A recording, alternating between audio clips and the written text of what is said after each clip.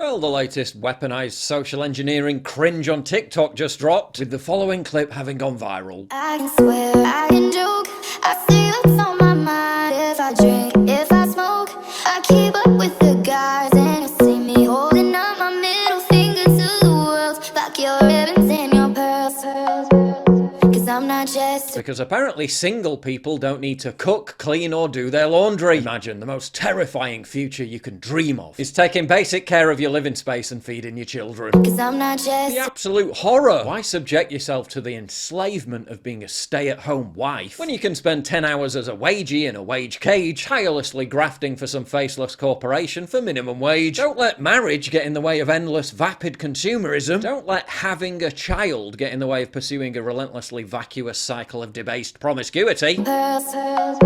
At first, this just looks like more generic Gen Z anti-natalist propaganda, but is there more to it than meets the eye? A Twitter user called GritCult reposted the clip, which got over 16 million views in just 24 hours. This is trending on TikTok, pretty crazy how mass adopted the psyops are. Then he went on to point out that the origin of it doesn't appear to be in a Western country. Despite the girl-looking Western, the account that posted it was Chinese, and it's getting reposted by an army of Chinese bot accounts. The buildings in the background look Chinese, the people in the background look Chinese, this house looks Chinese, this bathroom product looks Chinese, this t-shirt looks Chinese, it's got made in China written all over it. Why does that matter? Because obviously TikTok is owned by a Chinese company, and the Chinese are exposed to a completely different version of TikTok than those in the West. In China, TikTok is called Douyin. The app is virtually identical, but the algorithm is vastly different, promoting science, educational and historical content in China, while making our citizens watch stupid dance videos with the main goal of making us imbeciles. But not only that, as anyone who has used TikTok will tell you, much of it, again, aimed at pre-teens and teenagers, is just a spewing sewer pipe of total degeneracy, mixed in with artificially amplified LGBT social engineering. Young people in China are limited to 40 minutes of TikTok a day, and it's the wholesome PG version. In the West, it's non-stop anti-natal, anti-family, self-loathing brain rot, designed to keep Gen Z depressed, miserable, lonely, gender confused and promiscuous. But it's not like the Chinese overlords really need to try very hard to push all that, given that the left across the Western world has made such things a core component of their entire ideology.